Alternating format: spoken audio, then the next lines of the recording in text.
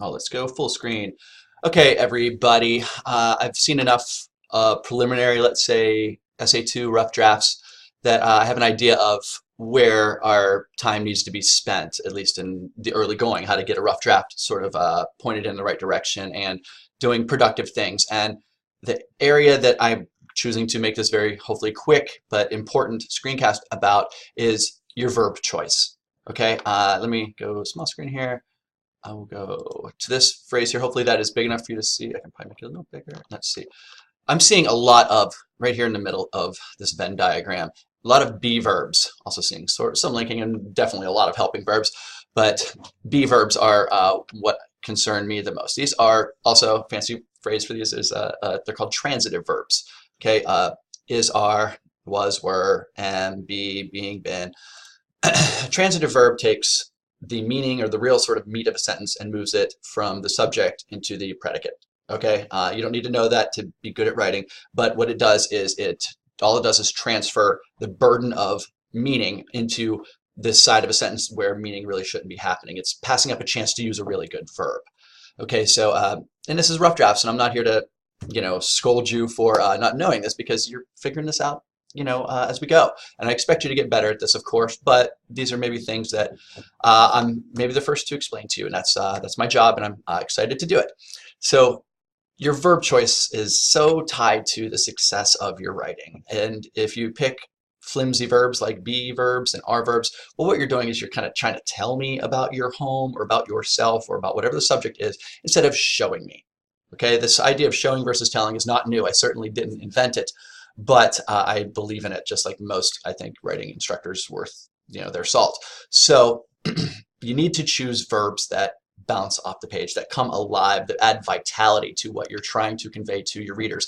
And that is, it's not impossible with linking verbs, with transitive verbs.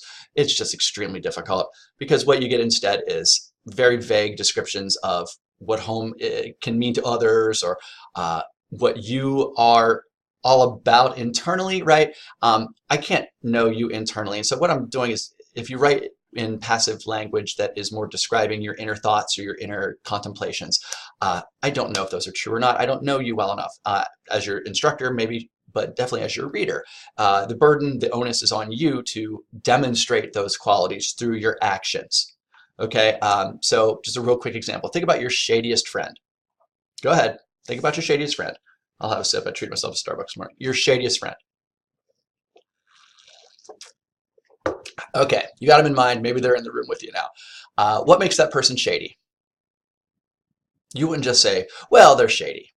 You would tell me about a time where they didn't pick you up when they said they would, where they didn't answer your texts, and they were on, they read them, or a time that they were supposed to help you with something and didn't. I had friends that I know who to call when we move, who will be there to help move all day into the night.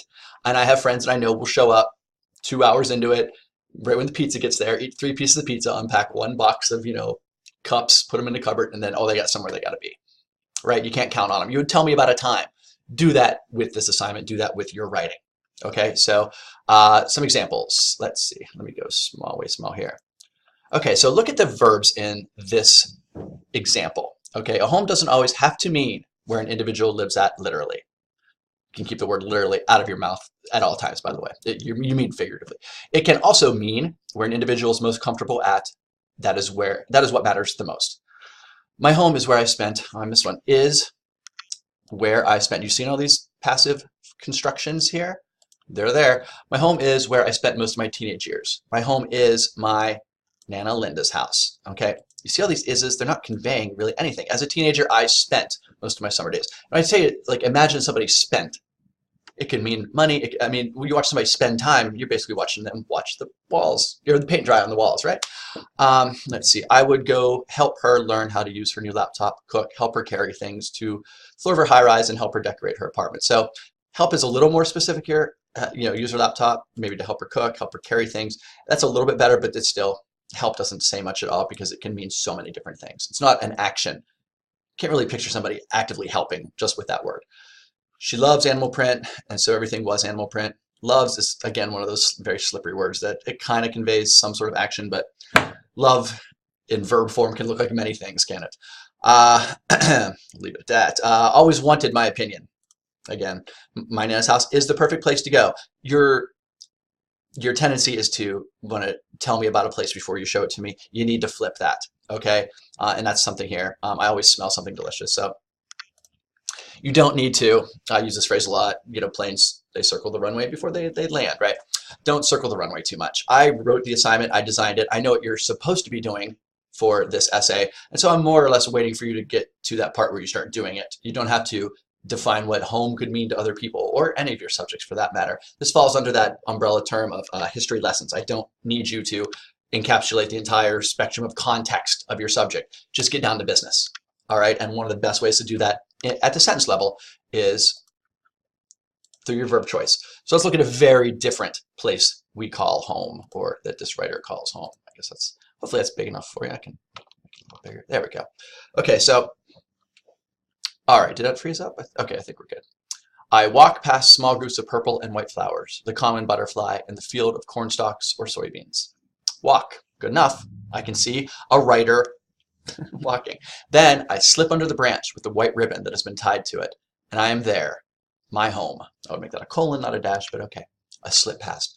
The woods, look at this one, announce their abundant. That probably means abundance, but that's okay. The woods announce their abundance with tall, skinny trees, poison ivy covering the ground, yellow sunlight beaming through the leaves. Now, these aren't technically verbs, but still, covering the ground, beaming through with leaves, they're adjectival phrases, but they still tell you a lot of motion, right? A boulder, look, this writer is describing a rock, a boulder, something that, you know, a boulder especially doesn't really move much, but it presides at the top of a hill. Presides, doesn't it give you sort of a regal notion of where this boulder is in relation to everything else? From this boulder, I summon some form of devotion. Summon, okay? Again, that's a very sort of a passive way of explaining an action, but it's the verb itself is so rich, it's so tactile that you don't really care as a reader. And I discover myself there, so that's pretty passive-ish, but that sort of internal discovery, how else are you going to describe that? People don't really like actively, oh look, that girl, she's discovering herself. Look at that guy. Did you see him discover himself? So it still gets at something that's got some depth of meaning. Trees never die of old age. Insects, humans, and diseases kill them in various degrees. Therefore, I feel safe. There's the very first passive verb in this whole intro. I feel safe. The woods wait for me. So that is very well earned, isn't it? So if you want to wait and sort of, drop the hammer of a passive verb at the end of your intro, cool. But what I don't want you doing, and I'm going to wrap this up, what I don't want you doing is just describing yourself in ways that you want people to see you as. Instead, show you in action. Show the place you go. Describe it in a way that strangers can appreciate and not just be this sort of internal, like, I'm a very trustworthy person. Anybody who says they're trustworthy, don't you instantly kind of suspect them, right? Trustworthy people just are. Kind of same with cool people, right? People that say I'm cool, they don't tend to be very cool. So let's not let's hold our writing to the same standard. Okay? If you have questions about this, shoot me an email.